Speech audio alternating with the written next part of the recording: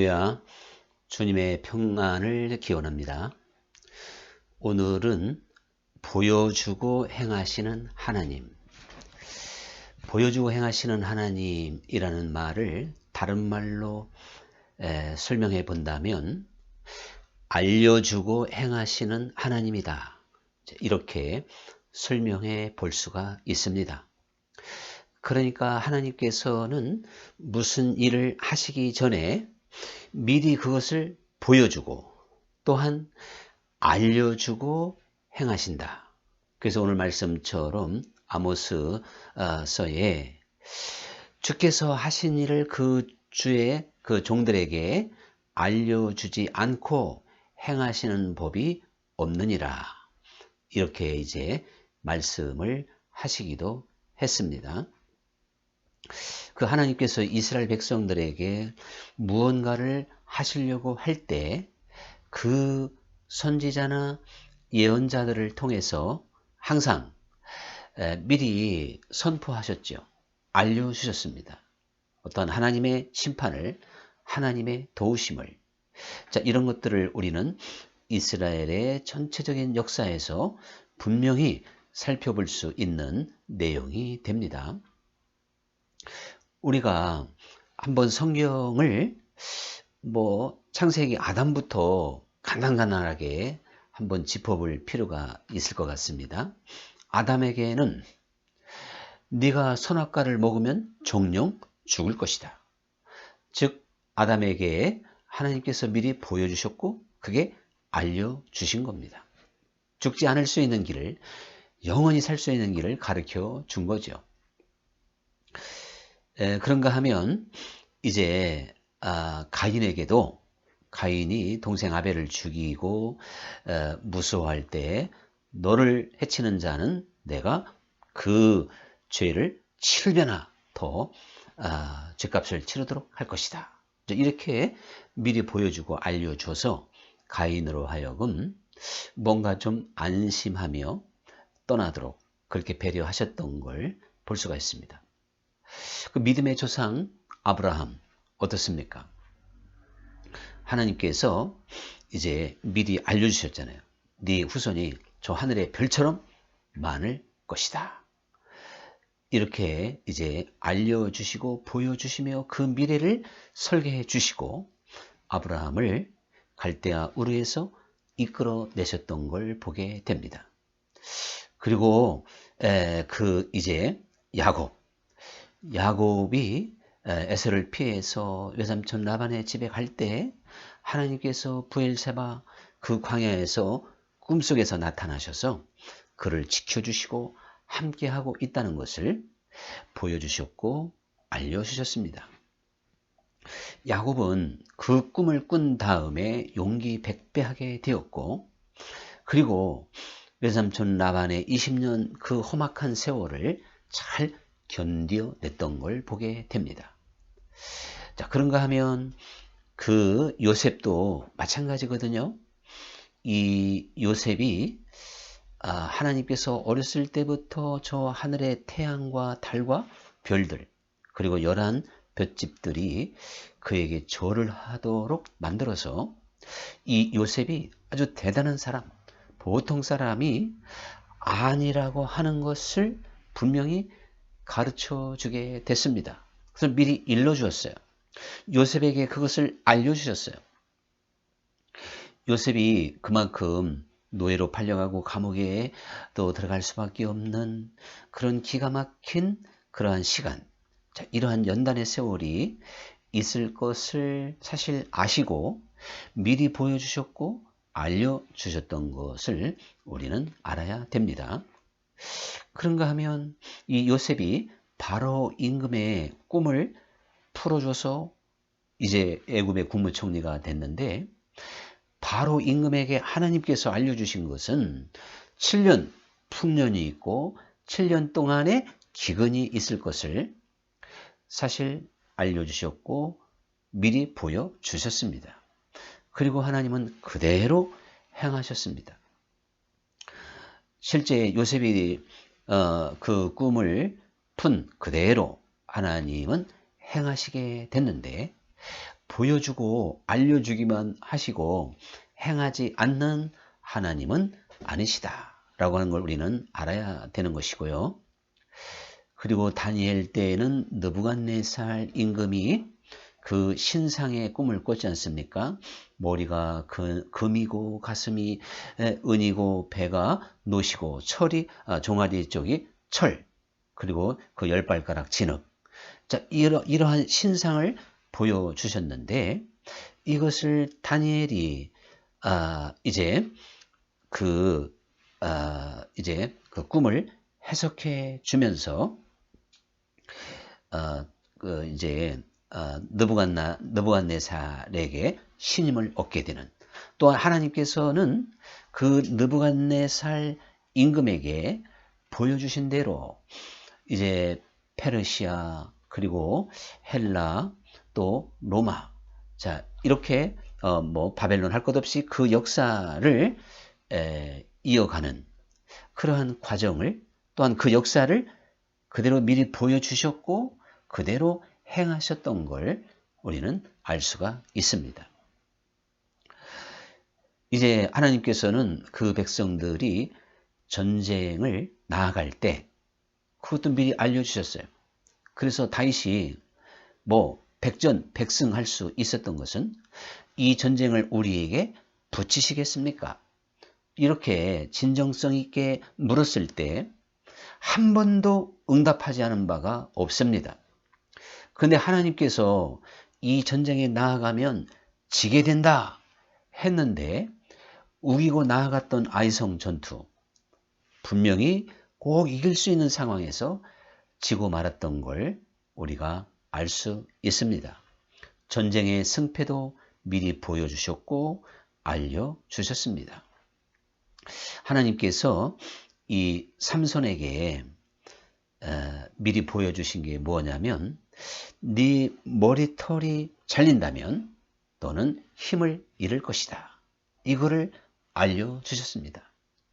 하나님께서 삼손에게 이것을 알려주신 것은 그의 비밀을 깊이 간직하고 그가 힘을 빼앗기지 않게 하기 위한 하나님의 배려였던 것이죠. 그런데 삼손이 이 비밀을 지키지 못함으로 그가 그만 이제 힘을 잃게 되었는데, 하나님은 어쨌든 이 삼손에게 그 힘의 원천, 힘의 비밀을 보여주셨고 미리 알려주셔서 잘 간직할 수 있도록 배려해 주셨던 걸 보게 됩니다.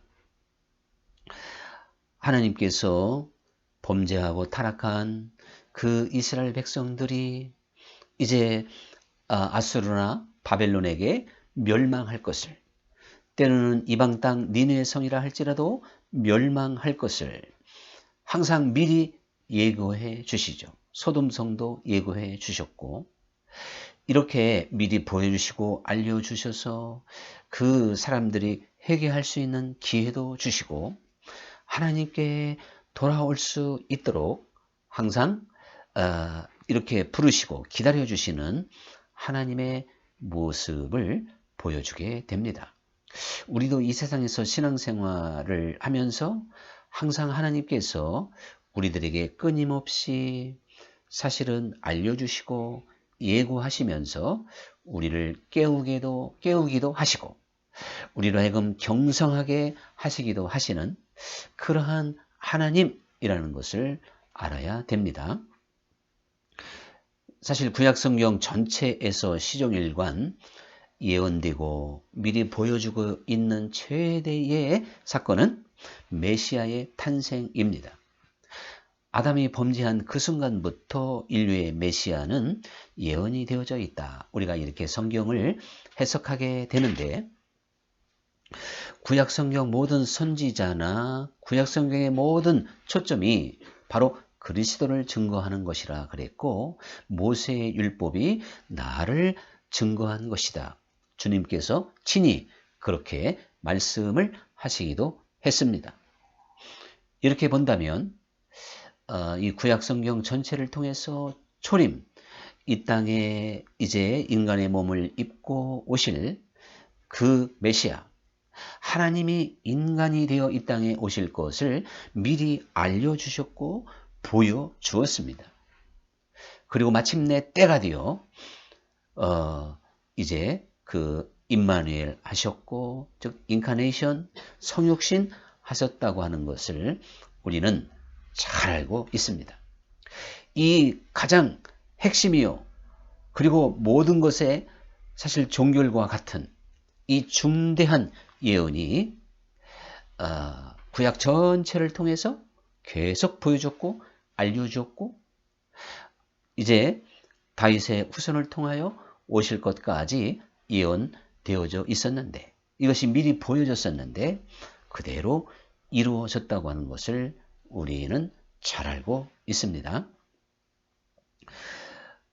그러면서 그 메시아가 죽으실 것, 그것도 미리 알려주셨잖아요. 제자들에게. 또 다시 살아나신다는 것도 알려주셨고, 그리고 이제 승천하실 것도 알려주셨습니다. 그리고 승천하신 예수님이 너희가 본 모습 그대로 내가 다시 올 것이다, 재림까지 미리 보여주셨습니다. 자, 이렇게 본다면 성경에서 미리 보여주지 않은 것이 하나도 없다고 해도 과언이 아닙니다. 하나님은 모든 것을 감추지 않고 미리 알려주시고 보여주시고 행하시는 하나님이라고 하는 것을 우리가 다시 한번 깨달을 수가 있습니다. 그래서 사실 이제 이러한 하나님의 역사는 우리의 생활 속에서도 마찬가지예요. 바울이 로마로 압송될 때에 유라굴로 광풍을 만나게 되죠. 모든 사람들은 이제 다 죽었구나 이렇게 생각할 때 하나님께서 그 바울에게 미리 알려주셨습니다. 너희들이 결코 죽지 않을 것이고 머리털 하나라도 상하지 않을 것이며 몇 날 지나면 어느 섬에 걸리게 될 것이다. 자, 죽지 않는다, 어느 섬에 걸린다.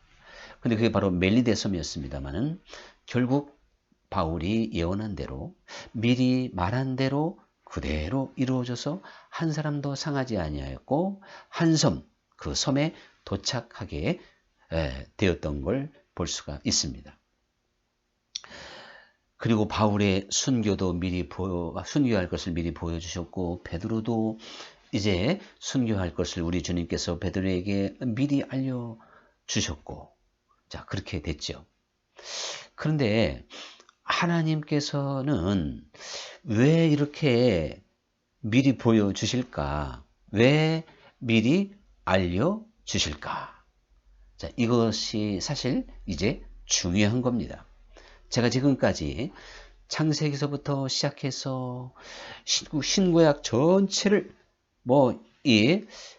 우리가 관통하면서 어느 사건 또 그 누구에게나 미리 보여주고 알려주지 않은 일이 없다는 걸 여러분은 분명히 확인하게 되었을 겁니다. 저와 함께 말이죠. 그런데 왜 이렇게 하나님께서는 미리 보여주시고 알려주실까? 자, 그것을 우리가 생각해 본다면 여기에서 저는요, 하나님은 우리를 참 사랑하시는구나. 자, 그것을 깨닫게 됩니다. 왜 그런가 하면 하나님께서 이 모든 것들을 미리 가르쳐주고 알려주지 아니하시면 사람들은요, 당황하고 또한 이제 불안하고 그리고 좌절할 수밖에 없는 것이 바로 이 세상입니다. 사실 이 세상이 만만한 것 같아도 결코 그렇지 않잖아요. 그래서 고해와 같다 그랬고, 정말 세상살이가 이거 보통이 아닙니다. 이제 주님께서도 세상을 이김은 이것이니 오직 믿음뿐이다. 믿음이 아니고는 어떻게 세상을 이길 수 있겠냐. 자, 이렇게 말씀을 하셔서 믿음이 아니고는 결코 이 세상을 이길 수 없다. 이 세상이 얼마나 강하고 얼마나 험악했으면 야곱이 표현한 대로 험악한 세월이기 때문에 하나님이 네가 그 환난과 풍파 가운데서 그 고난 가운데서 잘 이겨야 된다 해서 사실은 미리 보여주고 알려주시게 됩니다. 이것은 한 국가, 이스라엘의 국가의 운명도 미리 보여주셨고 알려주셨고요. 한 개인의 삶 속에서도 끊임없이 하나님은 보여주고 알려주셨던 것은 하나님의 사랑의 배려이었다. 저는 이렇게 말씀드릴 수가 있는 것입니다. 그래서 우리가 잘 견디지 못할까봐, 우리가 이기지 못할까봐, 우리가 그 시험을 통과하지 못할까봐 노심초사하시며 미리 보여주시고 알려주시는 이 하나님의 놀라운 사랑을 우리는 깨달을 수 있어야 됩니다. 이렇게 미리 보여주시고 알려주심으로 또한 하나님은 영광을 받으시는 겁니다. 하나님이 미리 보여주고 알려주신 대로 되었기에 이 일을 하나님이 하신 거구나. 이것은 우연도 아니고 세상 말로 뭐 재수가 좋은 것도 아니고 때로는 무슨 운명도 아니고 또한 하나님의 주관과 하나님의 섭리 가운데 이 일이 내게 벌어졌구나. 그래서 좋은 일, 축복된 일을 만나면 하나님이 이렇게 하셨다고 하는 걸 간증하게 되는 것이고 우리가 또한 어떠한 슬픈 일, 또한 고통스러운 일을 만나도 주님이 내게 주신 연단이라 생각하며 넉넉히 이기게 됩니다. 하나님은 이러한 섭리를 가지고 우리에게 미리 보여주십니다. 그러므로 우리가 범사에 감사할 수 있습니다. 왜요? 하나님이 하신 일이니까. 하나님의 주권 아래 이루어진 일이니까요. 하나님의 역사로 믿기 때문에 우리는 이제 행불행을 떠나서 그 섭리 안에서 보면 감사할 것뿐 아니겠습니까? 실제로 하나님은 우리 인생 전체 시간의 표를 보고 우리가 돌이켜 보아도 내 인생 순간순간에 가장 좋은 것을 주었다는 것을 깨달아야 됩니다. 저는 보통 목사님들보다 어떻게 보면 야곱처럼 험악한 목회 여정을 걸어가고 있다고 해도 과언이 아닙니다. 참 파란만장한 그 길을 걸어가고 있다고 고백할 수가 있을 것입니다. 제 그 목회 여정을 살펴보면요. 하나님께서 참 높여주실 때도 있었고 아름다운 것을 주실 때도 있었고 풍성하게 하실 때도 있었고 때로는 실패라고 할 수 있는 것, 고난, 사실 그런 게 더 많았죠. 그런데 그런 사건들이 정말 굉장히 많아요. 많은데 그때는 아니 하나님이 왜 이렇게 하셨을까? 하나님께서 왜 나를 이런 상황으로 몰아넣으셨지? 왜 이것이 안 되게 만들었지? 참 안타깝고 때로는 하나님께 좀 원망스러운 불평스러운 마음을 가질 수도 있는 그런 상황이 참 많았거든요. 그런데 지나놓고 보면 아이고 그때 하나님이 나를 그쪽으로 보냈다든가 하나님이 그걸 나에게 맡겼다든가 그때 그 일이 성사됐으면 나는 큰일 날 뻔했구나. 자, 사람의 생각으로는 좋은 듯 하지만 사람의 생각으로는 꼭 가고 싶은 자리였지만 결정적으로 못 가는 일들이 벌어져서 제가 아주 귀한 것을 큰 것을 놓친 경험이 얼핏 생각해도 3가지나 됩니다. 3번이나 있었어요. 그런데 그때는 너무너무 안타까웠지만 결국 그것은 하나님께서 내게 가장 좋은 것을 주셨다. 이제 이렇게 생각이 드는데 그러한 모든 사건이 있을 때마다 하나님은 감각하게 하셨고 사실 미리 알게 해주신 부분도 있습니다만은 그렇게 미리 보여주시고 결정적인 데는 안 될 수 있다는 것을 또한 알려주신 것도 결국 감사함으로 받아라. 네가 원하는 대로는 안 됐지만 내가 한 일이니 위로를 받아라. 이제 이러한 하나님의 배려가 있었다는 걸 저는 기억하고, 어쨌든 모든 것을 하나님이 주관하시는데 내 인생 지금까지 최고의 것을 주지 않으신 적이 한 번도 없습니다. 그게 고난이라 할지라도, 정말 죽고 싶은 위기의 순간이라 할지라도, 그것은 하나님이 그 상황에서 최고로 좋은 것을 주신 겁니다. 그러므로 하나님께 감사함으로 영광을 돌려야 됩니다. 하나님이 우리에게 미리 보여주시고 알려주시는 것은 이 일이 여호와께로구나. 이 일이 주님으로부터 나온 것이구나. 이것을 우리로 하여금 고백하며 하나님께 감사로 영광을 돌리게 하시고자 하는 하나님의 섭리가 있다는 사실을 반드시 기억해야 됩니다. 이제 미리 보여주시고 알려주시는 이러한 하나님의 섭리를 통해서 또 우리가 깨달아야 되는 것은, 하나님께서는 우리에게 믿음을 갖게 하시기 위하여 미리 보여주시고 알려주신다는 사실입니다. 자, 제가 이렇게 말하면 그거 상당히 말에 어폐가 있는 게 아닙니까? 안 보여주고 알려주지 않고 믿고 가는 게 믿음이지, 다 보여주고 다 알려주고 믿으라면 그거 누가 못 믿냐? 이렇게 반문하게 될 겁니다. 그게 어찌 보면 논리적인 것 같지만 절대로 그렇지 않습니다. 이 믿음의 세계는 우리가 밝히 알고 깨닫고 이해하고 갈 수 있는 거지, 둔감땡감으로 못 가는 겁니다. 믿습니다 하고 가는 나라가 아닙니다. 하나님이 우리에게 계시해 주시고 알게 해 주시고 확신해 주신 것을 붙잡고 가는 나라입니다.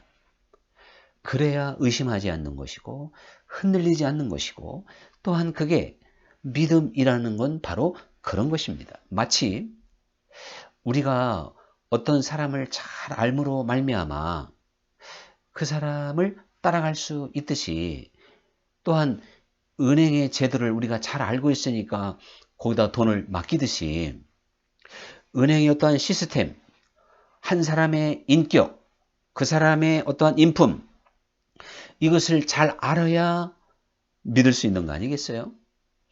이와 마찬가지인 거예요.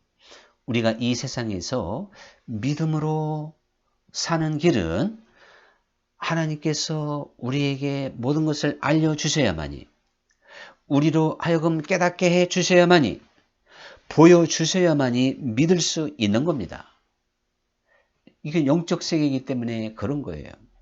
하나님은 우리 눈에 보이지 아니하시기에 하나님의 하시는 일을 이해시키고 알게 해주시고 우리로 하여금 따라오도록 만드시는 분입니다. 사실은 이렇게 해도 잘 못 믿는 게 우리 인생이란 말이에요. 이스라엘 백성들을 한번 보십시오. 날마다 저 하늘에서 만나가 내렸고 반석에서 물이 쏟아져 나왔음에도 불구하고 그들은 계속 의심했고 원망했습니다. 그들은 날마다 보고 있는데도 살아계신 하나님의 어떠한 존재 앞에서 의심하며 두려워했단 말이죠. 그러니 하나님이 보여주고 행하시는 하나님, 또한 알려주고 행하시는 하나님이라고 하는 이야기는 성령의 어떠한 계시와 성령의 역사 가운데 우리가 하나님의 하시는 일을 잘 알고 또한 그것을 깨닫고 그리고 확신하며 걸어갈 수 있도록 만드시기 위하여 미리 보여주신다, 또 알려주신다, 설명하신다, 깨닫게 하신다. 이렇게 제가 말씀드리고 있는 겁니다. 그러므로 사실 우리는요, 성경 66권에는 모든 것이 다 알려져 있습니다. 모든 것이 다 보여져 있습니다. 성경 말씀에 답이 다 나와 있잖아요. 성경은 이미 우리에게 다 보여주신 거예요. 미리 알려주신 거예요. 그런데 그것을 지금 믿을 수가 있습니까? 성경 창세기부터 계시록까지 모든 말씀을 지금 믿고 있습니까? 믿을 수 있는 사람은 하나님이 알려줘야 믿는 거예요. 하나님이 보여줘야 믿는 거예요. 하나님이 설명해 줘야 믿는 거예요. 그래서 이제 우리가 믿음을 갖고 하나님이 나를 사랑하시는구나. 하나님이 저 공중에 있는 새나 들에 있는 백합화를 먹이고 입히시듯이 내게도 일용할 양식을 주시고 때를 따라 도와주시는구나. 사실 그것을 알게 되고 믿게 되는 것입니다. 하나님은 보여주고 알게 하시고 믿게 하시는 분입니다. 또한 하나님께서 나를 세상 끝날까지 고아와 같이 버려두지 아니하고 항상 나와 함께 하신다 그랬잖아요. 이래서 하나님의 보호하심, 우편에서 그늘이 되어주시는, 낮의 해와 밤의 달도 상치 않도록 나를 지켜주시고 보호하시는 하나님을 미리 말씀을 통해서 보여주셨고, 우리는 그것을 굳건히 붙잡을 수 있어야 되는 것입니다. 그래서 사실 언제나 하나님께서 나와 함께 하신다 하는 것이 또한 성경 말씀에 미리 보여주고 알려져 있습니다.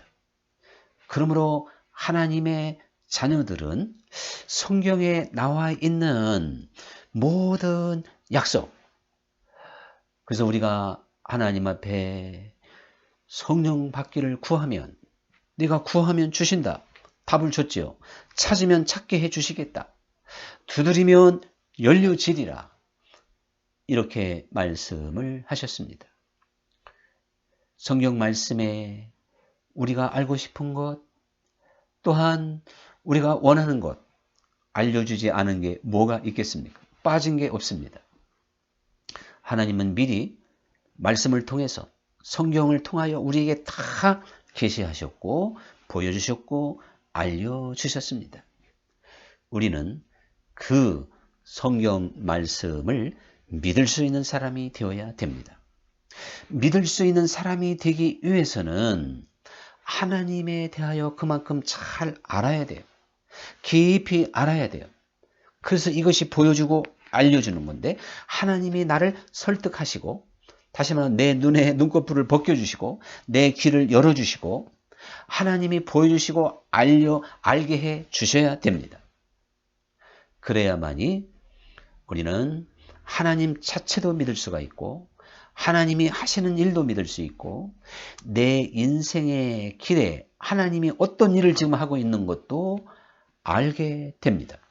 하나님은 그 모든 것을 다 알려주는 분입니다. 이랬을 때 우리는 진정한 믿음의 사람이 됩니다.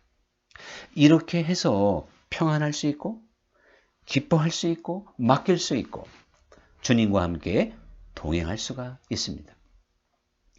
마지막으로 성령은 우리가 이 세상 사는 동안 내가 죽어야 산다는 것입니다. 죽지 않고는 살 수 없어요. 마치 한 알의 밀이 땅에 떨어져서 썩어져야만 열매를 맺듯이, 예수님이 십자가에서 죽으시니까 부활이 있듯이, 참 복음에 있어서 가장 문제는 죽지 않고, 다시 말하면 옛사람 그대로 땅을 일구지 않고 심지도 않고 거두려고 하는 이런 한 달란트 받은 사람과 같은 복음, 깨달음이 문제입니다. 우리는 죽어야 사는 종교입니다. 기독교는.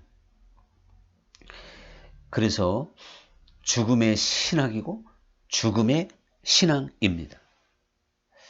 하나님께서는 너의 옛사람을 죽여라, 이렇게 이미 말씀을 하셨습니다.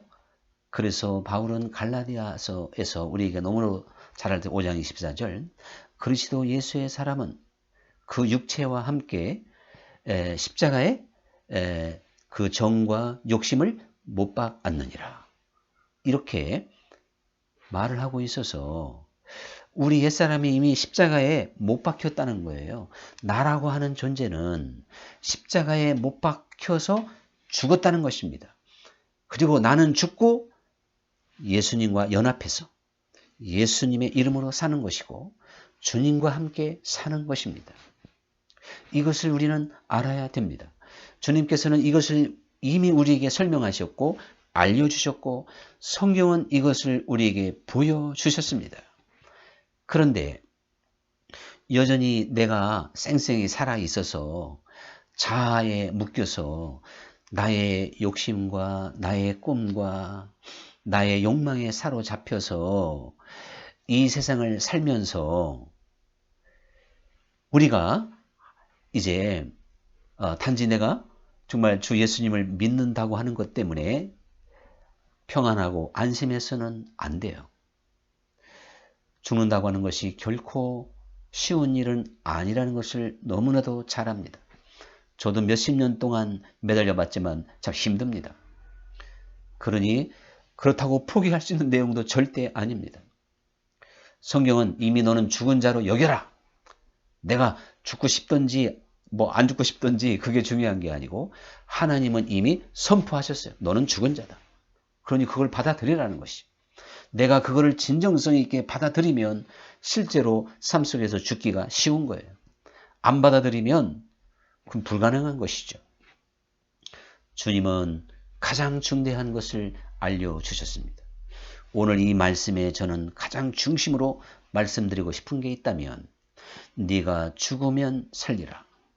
로마서 말씀 그대로를 인용하면 이제 육신에게 져서 육신대로 살면 정령 죽을 것이로되 영으로서 몸의 행실을 죽이면 살리라. 이 말씀을 기억하고 이것도 우리에게 미리 보여주셨잖아요. 항상 말씀은 이렇게 진리로 가르쳐 주셨잖아요. 알려주셨기에 말씀을 붙잡고 말씀에 합당하게 순종하고 그 하나님의 말씀이 내 신비에 새겨지도록 그리고 내 생각에 기록되도록 우리는 말씀을 굳건히 붙잡고 말씀 안에서 미리 보여주시고 알려주신 하나님의 섭리대로 주님의 뜻대로 살아갈 수 있는 하나님의 자녀들이 될 수 있기를 간절히 소원합니다. 할렐루야. 이제 다음 만나는 시간까지 주 안에서 평안하시기를 축원을 드리겠습니다.